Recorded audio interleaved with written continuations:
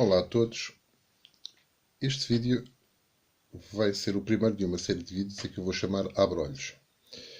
O meu pai costumava, quando eu era mais jovem, de vez em quando dizer-me assim umas frases e lançar-me alguns desafios que eram, como ele dizia, um autêntico abrir de olhos. Fazer-me pensar sobre assuntos e realidades que eu achava que sabia o que era, mas que afinal eram ideias erradas. Então vou escrever alguns textos que têm esta função de abrir os olhos a todas as pessoas que os leiam e também alguns vídeos que também dou o nome de Abre-olhos. Então o primeiro texto que eu escrevi foi aqui no dia, deixem-me ver, dia 3 de março, foi sobre o que é o marxismo cultural e tive muitas reações, houve muitas partilhas deste texto.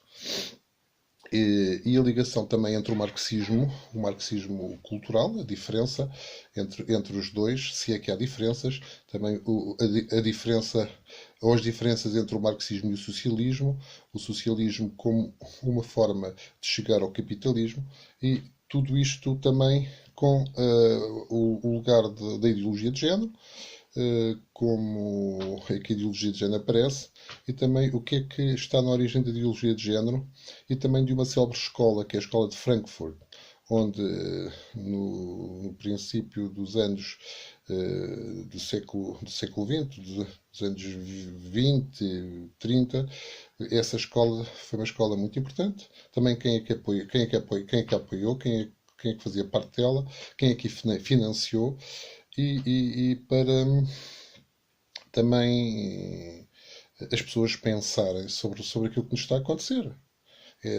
Como é que de repente é normal, tudo aquilo que é normal ser aceito como normal e tudo aquilo que é normal ser considerado anormal e quem defende a normalidade ser considerado um despenteado mental.